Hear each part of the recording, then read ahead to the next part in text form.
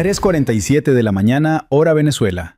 En ese preciso instante, mientras la oscuridad todavía envolvía el norte del país sudamericano y la mayoría de los venezolanos dormían en sus hogares sin saber lo que estaba por venir, un bombardero estratégico Northrop Grumman B-2 Spirit, con el número de serie 82 de SEAL 66 y nombre de código Spirit of America, completaba su 14ª hora de vuelo continuo.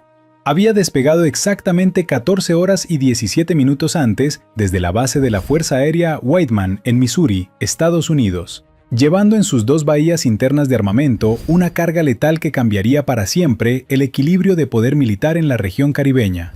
Permíteme que te explique algo fundamental antes de continuar, porque es importante que comprendas la magnitud de lo que estaba ocurriendo en ese momento.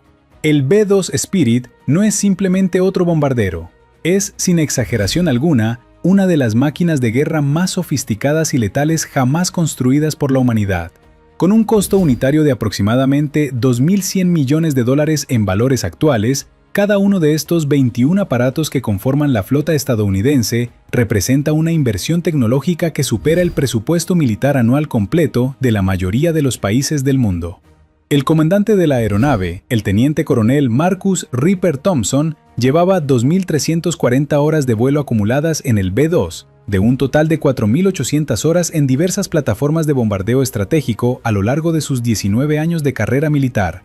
Junto a él, en la cabina del bombardero que medía 21 metros de largo y tenía una envergadura de ala de 52 metros, se encontraba el mayor James Shadow Chen, oficial de sistemas de armas con 1.650 horas en el B-2 y responsable de coordinar todos los aspectos técnicos del ataque que estaban a punto de ejecutar. La misión había sido autorizada 72 horas antes por el presidente de Estados Unidos, después de que la inteligencia militar confirmara la existencia y ubicación exacta de un complejo militar venezolano que, según los analistas del Pentágono, representaba una amenaza estratégica creciente para los intereses estadounidenses en la región. El complejo, conocido en los informes clasificados como Objetivo Tango 7, estaba ubicado aproximadamente a 43 kilómetros al sur de Maracay, en las estribaciones de la Cordillera de la Costa, y había sido fortificado durante los últimos 18 meses con sistemas de defensa aérea de última generación, centros de comando y control subterráneos, y lo que la inteligencia estadounidense sospechaba eran instalaciones de desarrollo de misiles balísticos de alcance medio. Thompson revisó por 100ª vez los parámetros de la misión en la pantalla multifunción frente a él. El objetivo estaba ahora a 320 kilómetros de distancia y el B-2 volaba a una altitud de crucero de 15.000 metros, desplazándose a una velocidad subsónica de aproximadamente 900 kilómetros por hora. La aeronave, con su característica forma de ala volante que parecía desafiar las leyes convencionales de la aerodinámica, era prácticamente invisible para los radares venezolanos, gracias a su diseño revolucionario de baja observabilidad. Cada centímetro de su superficie había sido cuidadosamente diseñado para absorber o desviar las ondas de radar, en lugar de reflejarlas hacia la fuente emisora. El secreto de la invisibilidad del B-2 radica en múltiples factores que trabajan en conjunto. Primero, su forma, las líneas suaves y continuas de su diseño de ala volante, sin superficies verticales prominentes ni bordes afilados que pudieran generar retornos de radar fuertes. Segundo, los materiales. La superficie completa del bombardero está cubierta con materiales compuestos especiales y revestimientos absorbentes de radar que convierten la energía electromagnética en calor en lugar de reflejarla. Tercero, el manejo térmico. Los 4 motores General Electric F118 GE100, cada uno capaz de generar 77 kilonewtons de empuje, están profundamente empotrados en el fuselaje, y sus escapes están diseñados para mezclar los gases calientes con aire frío, reduciendo dramáticamente la firma infrarroja. Y cuarto, la gestión de emisiones. Todos los sistemas electrónicos del B-2 están diseñados para operar en modo pasivo siempre que sea posible, minimizando cualquier emisión electromagnética que pudiera ser detectada. El resultado de toda esta ingeniería extraordinaria es un bombardero que, a pesar de tener una envergadura mayor que un Boeing 737, presenta una sección transversal de radar comparable a la de un pájaro grande, aproximadamente 0.1 metros cuadrados en las mejores condiciones de detección. Para poner esto en perspectiva, un caza convencional como un F-15 tiene una firma de radar de alrededor de 25 metros cuadrados, es decir, 250 veces más detectable que el B-2. Thompson había despegado de Whiteman a las 13:30, hora local del día anterior, utilizando los posquemadores que raramente se emplean en el B-2 para acelerar la aeronave por la pista de 3.660 metros. El bombardero, cargado con 170.000 kilogramos de peso máximo al despegue, que incluían 75.700 kilogramos de combustible en sus tanques internos y 13.600 kilogramos de armamento en las bahías, había necesitado 2.400 metros de pista antes de que Thompson tirara suavemente de la palanca y el monstruo de acero y materiales compuestos se elevara en el aire de Missouri. Durante las primeras 4 horas del vuelo, el B-2 había atravesado el espacio aéreo estadounidense en dirección sureste, manteniendo contacto constante con el comando estratégico mediante enlaces de datos encriptados y altamente direccionales que hacían prácticamente imposible su intercepción. A las 17:45, cuando sobrevolaban las aguas del Atlántico a aproximadamente 400 kilómetros al este de las Carolinas, habían realizado el primer reabastecimiento en vuelo con un KC-135 Stratotanker que los había estado esperando en el punto de encuentro programado. El proceso de reabastecimiento había tomado exactamente 28 minutos, durante los cuales el boom operator del KC-135, el sargento técnico David Ramírez, había transferido 68.000 kilogramos de combustible JP-8 a través de la barra telescópica que se extendió desde la panza del tanquero hasta el receptáculo de combustible ubicado en la parte superior del B-2, justo detrás de la cabina. Thompson había mantenido el bombardero en formación perfecta, a solo 6 metros por debajo y detrás del tanquero, volando a una velocidad de 480 km por hora, mientras las dos aeronaves cruzaban el océano en la oscuridad. Después del primer reabastecimiento, el B-2 había continuado su trayecto hacia el sur, cruzando el trópico de Cáncer aproximadamente a las 20:15 y comenzando el largo vuelo sobre las aguas del Atlántico Central. Thompson y Chen se habían turnado en periodos de descanso controlado, un procedimiento estándar en misiones de larga duración, donde uno de los pilotos puede dormir brevemente mientras el otro mantiene el control de la aeronave y monitorea todos los sistemas. Sin embargo, ninguno de los dos había logrado dormir realmente más que unos pocos minutos cada vez. La adrenalina y la conciencia de la importancia de la misión mantenían sus mentes alertas incluso cuando cerraban los ojos. A las 23:30 habían realizado un segundo reabastecimiento con otro KC-135, que había volado desde la base aérea de Ramey en Puerto Rico, específicamente para este encuentro. Otros 54.000 kilogramos de combustible fueron transferidos en 23 minutos, llenando nuevamente los tanques del B-2 casi hasta su capacidad máxima. El comandante del tanquero había deseado buena suerte a Thompson a través de la frecuencia táctica antes de separarse y regresar a su base, consciente de la naturaleza altamente clasificada de la misión, pero sin conocer los detalles específicos del objetivo. Y ahora, a las 3:47 de la mañana, hora de Venezuela, el B-2 se encontraba a solo 320 kilómetros de su objetivo, habiendo penetrado el espacio aéreo venezolano hace aproximadamente 45 minutos, sin ser detectado por ninguno de los sistemas de radar de vigilancia aérea del país sudamericano.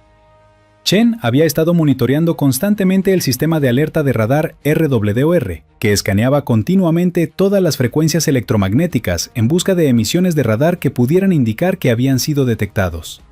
Hasta el momento, la pantalla mostraba solo las emisiones de radar de búsqueda de largo alcance, que barrían el cielo de manera rutinaria, sin ninguna indicación de que alguno de esos radares hubiera captado el retorno prácticamente inexistente del B-2. Los venezolanos, de hecho, no tenían idea de que un bombardero estadounidense estaba surcando su espacio aéreo en ese preciso momento. Los operadores de radar en las estaciones de defensa aérea alrededor de Maracay y Valencia estaban teniendo una noche tranquila. Sus pantallas mostraban solo el tráfico aéreo civil ocasional y los retornos de radar esperados de formaciones de nubes y pájaros grandes. El sistema de defensa aérea integrado de Venezuela, aunque había sido mejorado significativamente en años recientes con la adquisición de baterías S-300BM y radares de vigilancia de largo alcance, simplemente no estaba diseñado para detectar una amenaza como el B-2 Spirit. Thompson ajustó ligeramente el rumbo, dirigiendo el bombardero hacia el punto de inicio del ataque, conocido como IP o Initial Point, que estaba ubicado a 200 kilómetros al norte del objetivo. Desde ese punto, ejecutarían el perfil de ataque que habían ensayado docenas de veces en el simulador durante los días previos a la misión. Chen comenzó la secuencia de preparación de armamento, activando los sistemas de las dos bombas GBU-57AB Massive Ordnance Penetrator, conocidas informalmente como MOP, que descansaban en las bahías de armamento del B-2. Déjame explicarte qué son estas armas, porque son absolutamente extraordinarias en términos de capacidad destructiva. La GBU-57, desarrollada específicamente para el B-2 Spirit, es la bomba convencional más grande y pesada en el arsenal estadounidense. Cada una pesa 13.600 kilogramos, de los cuales 2.400 kilogramos son explosivo de alta potencia PVXN-109. Pero el verdadero propósito de la MOP no es simplemente explotar en la superficie, sino penetrar profundamente en búnkeres subterráneos fortificados antes de detonar. La bomba tiene una carcasa de acero endurecido diseñada para perforar hasta 60 metros de concreto reforzado o 200 metros de tierra compactada antes de que la espoleta de retardo active la detonación. Esto la convierte en el arma perfecta para destruir instalaciones subterráneas profundas que serían inmunes a bombas convencionales. El B-2 puede transportar 2 de estas armas masivas, una en cada bahía de armamento, aunque esto representa prácticamente toda su capacidad de carga útil. Chen verificó que ambas MOP estaban completamente armadas y que sus sistemas de guía GPS-INS estaban recibiendo actualizaciones correctas de posición.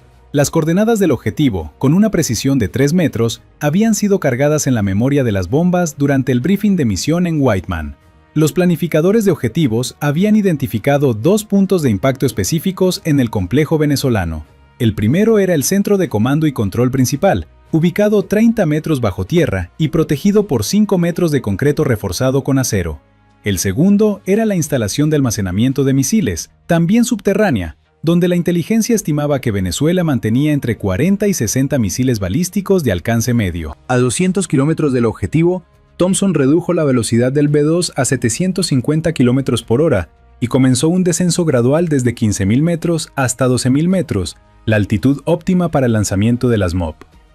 Chen activó el sistema de radar de apertura sintética APQ-181, que comenzó a mapear el terreno frente a ellos con una resolución extraordinaria. Este radar, operando en modo de baja probabilidad de intercepción, enviaba pulsos de radar de potencia extremadamente baja, pero procesados con algoritmos avanzados que permitían crear imágenes de alta resolución del terreno mientras minimizaban el riesgo de detección por los sistemas de alerta de radar enemigos. La imagen que apareció en las pantallas de Thompson y Chen mostraba el complejo militar venezolano con claridad perfecta, a pesar de la oscuridad total y la cobertura de nubes que existía sobre el área objetivo. Podían ver las estructuras de superficie, las carreteras de acceso, los puntos de entrada a las instalaciones subterráneas y, lo más importante, podían identificar los 2 puntos de impacto designados con una precisión de centímetros. El complejo Tango 7 era, en realidad, una instalación militar impresionante que representaba años de planificación y construcción por parte de Venezuela. Construido en una serie de cavernas naturales que habían sido expandidas y fortificadas, el complejo se extendía a lo largo de 4 kilómetros cuadrados de terreno montañoso. La entrada principal estaba protegida por 2 baterías de misiles superficie-aire S-300 BUEM, cada una capaz de interceptar objetivos aéreos a distancias de hasta 200 kilómetros y altitudes de hasta 30.000 metros. Alrededor del perímetro, torres de vigilancia equipadas con sistemas electroópticos e infrarrojos monitoreaban continuamente el área en busca de intrusos terrestres. Dentro del complejo, aproximadamente 850 efectivos militares venezolanos trabajaban en turnos las 24 horas, manteniendo y operando los sistemas de misiles, coordinando operaciones de defensa aérea regional y, según la inteligencia estadounidense, desarrollando capacidades balísticas que podrían amenazar objetivos en toda la región caribeña e incluso potencialmente alcanzar el territorio continental de Estados Unidos. El coronel Héctor Maldonado era el comandante del complejo, un oficial de artillería con 28 años de servicio que había supervisado la construcción y activación de la instalación durante los últimos 3 años. En ese momento, a las 3:47 de la mañana, Maldonado estaba durmiendo en sus aposentos privados dentro del búnker principal, completamente ajeno al hecho de que su complejo había sido designado para destrucción y que el arma que lo destruiría ya estaba a solo minutos de distancia. Los operadores de radar en el centro de operaciones del complejo, ubicado 40 metros bajo tierra, observaban sus pantallas con la atención rutinaria de otra noche tranquila. El sargento primero Luis Rojas, con 12 años de experiencia como operador de radar, había estado en su puesto desde las 11 de la noche anterior y estaría allí hasta las 7 de la mañana, cuando su turno terminaría. Bebía su cuarto café de la noche mientras sus ojos escaneaban la pantalla del radar de vigilancia 96L6E, que que proporcionaba cobertura de espacio aéreo hasta 300 kilómetros en todas las direcciones. La pantalla mostraba los contactos habituales, 2 aviones comerciales a gran altitud que volaban rutas internacionales sobre el espacio aéreo venezolano, varios retornos de menor intensidad que probablemente eran formaciones de nubes o bandadas de aves, y nada que indicara una amenaza inminente. El sistema de identificación amigo-enemigo, IFF, había interrogado automáticamente a los aviones comerciales, recibiendo las respuestas de transpondedor correctas que los identificaban como vuelos civiles legítimos. Lo que Rojas no sabía, lo que no podía saber dado el estado de la tecnología disponible para Venezuela, era que un bombardero invisible, cargado con 27.200 kilogramos de capacidad destructiva, estaba ahora a solo 120 kilómetros de distancia y acercándose directamente hacia su posición a más de 200 metros por segundo. Thompson alcanzó el IP exactamente a las 3:51 de la mañana y ejecutó un giro de combate suave hacia el sur, alineando el B-2 en el rumbo de ataque de 172 grados que los llevaría directamente sobre el objetivo. Chen confirmó que todos los sistemas de armas estaban en verde y que las 2 MOP estaban listas para lanzamiento. La computadora de control de fuego del B-2 había calculado automáticamente el punto exacto de lanzamiento, teniendo en cuenta la altitud actual, la velocidad, el viento en altura, la temperatura, la presión barométrica y docenas de otros factores que afectarían la trayectoria de las bombas después de ser liberadas. A 90 kilómetros del objetivo, Thompson activó la secuencia de apertura de las bahías de armamento. Con un zumbido hidráulico casi inaudible dentro de la cabina presurizada, las 2 grandes puertas de las bahías comenzaron a abrirse, exponiendo las MOP al flujo de aire externo. Este era uno de los momentos más vulnerables del vuelo, porque con las bahías abiertas, la firma de radar del B-2 aumentaba temporalmente desde su valor casi nulo hasta aproximadamente 0.5 metros cuadrados, todavía extraordinariamente bajo, pero técnicamente detectable por radares avanzados en condiciones ideales. Sin embargo, los venezolanos no tenían radares operando en ese momento que fueran capaces de detectar incluso esta firma aumentada. Los sistemas S-300WM del complejo estaban en modo de espera, sus radares de búsqueda y rastreo apagados para conservar energía y evitar desgaste innecesario del equipo durante la noche tranquila. Era una decisión operacional perfectamente lógica, basada en el supuesto de que cualquier ataque aéreo contra Venezuela vendría precedido por alguna advertencia, alguna escalada de tensiones que permitiría activar completamente las defensas con tiempo suficiente. Ese supuesto estaba a punto de demostrarse fatalmente erróneo. A 60 kilómetros del objetivo, el sistema de guía de las MOP comenzó su alineación final. Los giroscopios láser de alta precisión y los acelerómetros que componían el sistema de navegación inercial de cada bomba se calibraron automáticamente, mientras que los receptores GPS verificaban su posición contra las señales de los satélites de navegación estadounidenses en órbita sobre el hemisferio occidental. La precisión del sistema era asombrosa. En condiciones ideales, podía garantizar que la bomba impactaría dentro de un círculo de 3 metros de diámetro alrededor del punto de impacto designado, incluso después de caer desde una altitud de 12.000 metros. Thompson mantenía el bombardero absolutamente estable en el rumbo de ataque, utilizando el piloto automático avanzado del B-2 que podía mantener el rumbo y la altitud con una precisión de décimas de grado y metros. Cualquier desviación en este momento crítico podría afectar la precisión del ataque, y con objetivos tan endurecidos como los del complejo Tango 7, incluso un error de 10 o 20 metros podría significar la diferencia entre destrucción completa y daño meramente superficial. Chen monitoreaba constantemente el flujo de datos que llegaba desde múltiples sensores. El sistema de alerta de radar seguía mostrando solo emisiones de búsqueda rutinarias, sin indicación de que hubieran sido detectados. El altímetro radar confirmaba la altitud precisa sobre el terreno. El sistema GPS mostraba verde sólido, indicando recepción perfecta de señales satelitales. Todos los indicadores apuntaban a que el ataque se desarrollaría exactamente según lo planificado. A 30 kilómetros del objetivo, la computadora de control de fuego indicó que habían alcanzado el punto de lanzamiento óptimo para la primera MOP. Chen, con su mano derecha sobre el panel de control de armamento, esperó la confirmación final de Thompson. El comandante revisó una última vez todos los parámetros en su pantalla, verificó que estaban exactamente en el rumbo correcto y luego pronunció las palabras que sellarían el destino del complejo venezolano. «Tienes autorización para lanzar, Shadow. Weapon 1, cuando esté listo». Chen presionó el botón de lanzamiento de la primera MOP y en la bahía de armamento izquierda, los ganchos de retención se abrieron instantáneamente, liberando la masiva bomba de 13.600 kilogramos. Durante una fracción de segundo, la MOB simplemente cayó libre, separándose del B-2 a medida que la aeronave continuaba su vuelo hacia adelante. Luego, los estabilizadores en la cola de la bomba se desplegaron automáticamente, orientándola en la actitud correcta para comenzar su descenso guiado hacia el objetivo 29 kilómetros más adelante y 12.000 metros más abajo. La computadora de control de fuego calculó el tiempo hasta el impacto de la primera bomba en 68 segundos. Thompson mantenía el rumbo perfectamente estable mientras Chen preparaba el lanzamiento de la segunda MOB. 18 segundos después del primer lanzamiento, cuando el B-2 había avanzado otros 4 kilómetros, Chen lanzó la segunda bomba desde la bahía de armamento derecha. Esta MOB estaba programada para impactar el segundo objetivo designado, la instalación de almacenamiento de misiles, aproximadamente 800 metros al este del primer punto de impacto. Con ambas armas lanzadas, Thompson inmediatamente cerró las bahías de armamento y ejecutó un giro de combate de máxima potencia hacia el oeste, alejándose del área objetivo a la máxima velocidad que el B-2 podía sostener sin comprometer su firma stealth. No había necesidad de permanecer en el área para observar los resultados. Eso sería documentado por satélites de reconocimiento y otros activos de inteligencia.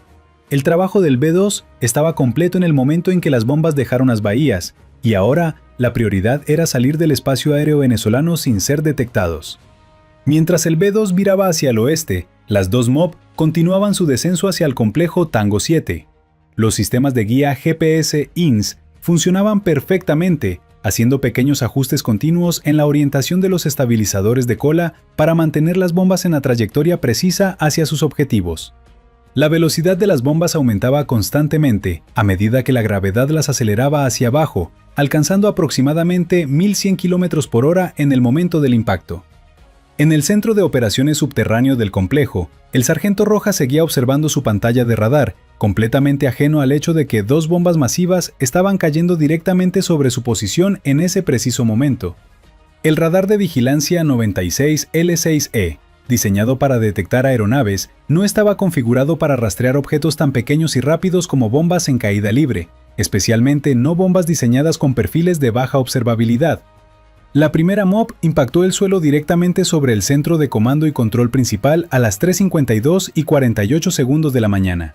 La bomba golpeó el terreno rocoso a aproximadamente 1.100 km por hora, generando una fuerza de impacto equivalente a varios cientos de toneladas concentradas en el área de la punta endurecida de la bomba. La carcasa de acero especialmente tratado, diseñada para soportar precisamente este tipo de impacto extremo, penetró el suelo y comenzó a abrirse paso a través de las capas de roca y concreto que protegían las instalaciones subterráneas. Durante los siguientes 3 segundos, la MOB atravesó 30 metros de tierra compactada, 10 metros de roca sólida, y finalmente penetró los 5 metros de concreto reforzado del techo del búnker del centro de comando. La espoleta de retardo, calibrada para detonar después de penetrar exactamente esta cantidad de material, activó la carga explosiva de 2.400 kilogramos de PBXN-109, en el momento preciso en que la bomba alcanzó el interior de la caverna del centro de comando. La detonación dentro del espacio confinado del búnker subterráneo fue absolutamente devastadora. La onda de choque, sin ningún lugar hacia donde expandirse, rebotó contra las paredes de concreto reforzado y se concentró en el interior de la instalación con una presión que excedía 100.000 libras por pulgada cuadrada. Todo dentro del búnker, equipamiento electrónico, computadoras, consolas de comando, sistemas de comunicación y, por supuesto, los 73 oficiales y soldados que se encontraban en el centro de operaciones en ese momento, fue instantáneamente vaporizado o aplastado por la onda de choque. El coronel Maldonado, durmiendo en sus aposentos ubicados en una sección adyacente del complejo subterráneo, tuvo apenas una fracción de segundo de conciencia cuando la onda de choque atravesó las paredes y lo alcanzó. No hubo tiempo para comprender qué estaba sucediendo, no hubo tiempo para sentir miedo. En un instante, el comandante del complejo Tango 7 simplemente dejó de existir. La explosión de la primera MOP creó un cráter en la superficie de aproximadamente 40 metros de diámetro y 20 metros de profundidad. La fuerza de la detonación subterránea hizo que el suelo literalmente saltara hacia arriba antes de colapsar, creando un efecto visible incluso desde satélites en órbita. Escombros, roca pulverizada y fragmentos de concreto fueron lanzados cientos de metros en todas las direcciones, lloviendo sobre las áreas circundantes del complejo. Exactamente 2.4 segundos después de la primera explosión, la segunda MOP impactó la instalación de almacenamiento de misiles. Esta bomba siguió un proceso idéntico. penetrando a través de 40 metros de material hasta alcanzar el búnker de almacenamiento donde Venezuela mantenía su arsenal de misiles balísticos de alcance medio. La detonación de 2.400 kilogramos de explosivo de alta potencia no solo destruyó completamente el búnker de almacenamiento, sino que también detonó los propulsores de cohete de los 54 misiles que estaban almacenados allí. La explosión secundaria resultante fue simplemente colosal. El equivalente a aproximadamente 200 toneladas de TNT detonó en una fracción de segundo, creando una bola de fuego que vaporizó instantáneamente todo dentro de un radio de 200 metros. La onda de choque se propagó a través del complejo subterráneo, colapsando túneles, aplastando búnkeres secundarios y matando a cientos de efectivos que se encontraban en otras secciones de la instalación. En la superficie, la explosión secundaria fue visible como un destello brillante que iluminó brevemente todo el valle circundante, seguido por una nube de escombros y humo que se elevó más de 1000 metros en el aire. El sismo generado por la explosión registró 4.2 en la escala de Richter y fue detectado por estaciones sismológicas en toda Venezuela y países vecinos. Las dos baterías de misiles S-300VM que protegían el complejo fueron completamente destruidas por la onda de choque de la explosión secundaria. Los vehículos de radar, los lanzadores de misiles y los vehículos de comando fueron volcados y destrozados como juguetes por la fuerza de la explosión. Los 32 operadores que estaban de guardia en las posiciones de los sistemas de misiles fueron asesinados instantáneamente cuando sus vehículos fueron aplastados o volados por la onda de choque. En total, las dos explosiones causaron la muerte de aproximadamente 640 efectivos militares venezolanos que se encontraban en el complejo en el momento del ataque. Otros 230 resultaron heridos, muchos de ellos gravemente, cuando secciones del complejo subterráneo colapsaron o cuando fueron alcanzados por escombros voladores. Los sobrevivientes, desorientados y en shock, emergieron de las secciones menos dañadas del complejo para encontrar un paisaje transformado en un escenario apocalíptico de destrucción total. El complejo militar Tango 7, en el que Venezuela había invertido aproximadamente $1.800 millones a lo largo de 3 años de construcción y equipamiento, había dejado de existir como instalación funcional en menos de 10 segundos. El centro de comando y control estaba completamente destruido.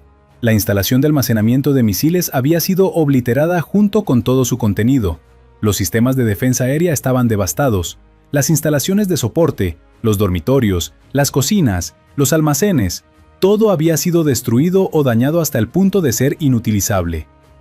Mientras tanto, el B-2 Spirit continuaba su vuelo de regreso hacia el norte, ahora a 300 kilómetros del área objetivo y aumentando la distancia cada minuto.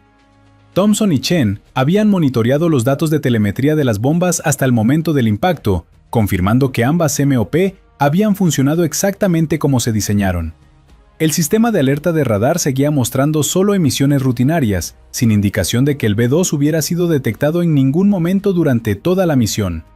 La salida del espacio aéreo venezolano fue tan silenciosa e invisible como la entrada había sido. Los sistemas de radar venezolanos, incluso aquellos que seguían operacionales después del ataque, nunca detectaron el fantasma que había entregado la destrucción a su complejo militar más importante. Para las 4:30 de la mañana, el B-2 estaba de nuevo sobre aguas internacionales del Caribe, volando hacia el norte para un tercer reabastecimiento en vuelo que lo llevaría de regreso a Missouri. Thompson transmitió un mensaje encriptado corto al comando estratégico. Misión completa. Ambas armas impactaron objetivos designados, sin daños, regresando a base. En el Pentágono, donde un grupo de oficiales de alto rango había estado monitoreando la misión en tiempo real a través de enlaces satelitales, la confirmación del éxito fue recibida con satisfacción profesional, pero contenida. El secretario de Defensa fue informado inmediatamente, quien a su vez notificó al presidente que la operación había sido exitosa. En Venezuela, el caos que siguió al ataque fue absoluto. Los primeros reportes que llegaron al Ministerio de Defensa en Caracas eran confusos y contradictorios. Algunos hablaban de un terremoto, otros de una explosión masiva. Nadie mencionaba un ataque aéreo porque nadie había visto ni detectado ninguna aeronave. Tomó casi 40 minutos antes de que los altos mandos militares comenzaron a comprender que el complejo Tango 7 había sido atacado y esencialmente destruido. El general Ricardo Gómez, ministro de Defensa, fue despertado a las 4:35 de la mañana con la noticia. Su primera pregunta fue cómo era posible que un ataque de tal magnitud hubiera ocurrido sin que ningún sistema de defensa aérea detectara la amenaza entrante. Los oficiales que le informaban no tenían una respuesta satisfactoria. Simplemente no había datos de radar que mostraran alguna aeronave enemiga. Era como si las explosiones hubieran aparecido de la nada. Análisis posteriores, realizados durante las semanas siguientes con la ayuda de expertos en defensa aérea, eventualmente confirmaron lo que los estadounidenses ya sabían. El B-2 Spirit había penetrado el espacio aéreo venezolano, ejecutado su ataque y salido sin ser detectado en ningún momento.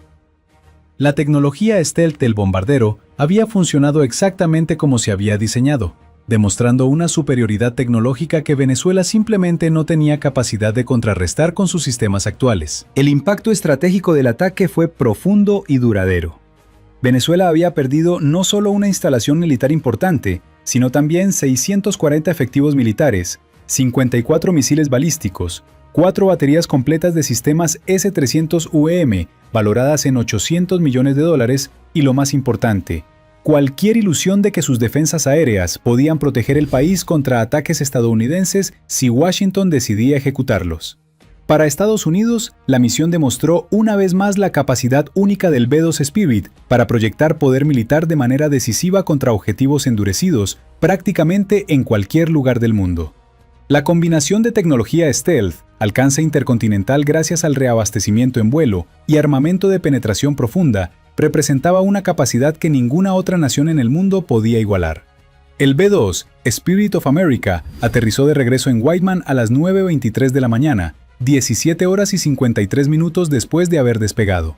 Thompson y Chen fueron recibidos por el comandante de su escuadrón y otros oficiales superiores que los felicitaron por la ejecución perfecta de una misión extraordinariamente compleja.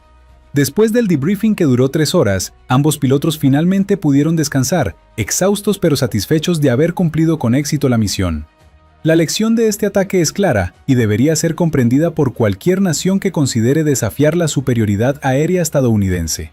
La tecnología stealth, cuando se combina con armamento de precisión y planificación meticulosa, puede entregar destrucción devastadora contra prácticamente cualquier objetivo, sin importar cuán bien defendido esté ese objetivo con sistemas convencionales de defensa aérea. El B-2 Spirit representa el pináculo de esta capacidad, un arma que puede aparecer sin advertencia, destruir sus objetivos con precisión quirúrgica y desaparecer sin dejar rastro, todo mientras permanece completamente invisible para los defensores. Venezuela aprendió esta lección de la manera más dura posible, con la pérdida de cientos de vidas y una instalación militar que representaba años de inversión y construcción. Otras naciones que observaban los eventos en Venezuela también tomaron nota, reconociendo que si Estados Unidos decidiera atacar sus propias instalaciones militares sensibles, tendrían muy pocas opciones para prevenir o defenderse contra tal ataque, si se ejecutaba con bombarderos stealth y armamento de penetración profunda. Si este análisis del poder aéreo estadounidense y la capacidad única del B-2 Spirit te ha resultado informativo y te ha ayudado a comprender mejor las realidades de la guerra aérea moderna, por favor suscríbete al canal y comparte este contenido con otros que puedan estar interesados en temas de estrategia militar y tecnología de defensa. Recuerda que este escenario es completamente ficticio y diseñado con propósitos educativos para ilustrar capacidades militares documentadas públicamente. No representa eventos reales que hayan ocurrido, ni refleja opiniones oficiales de ningún gobierno o institución militar.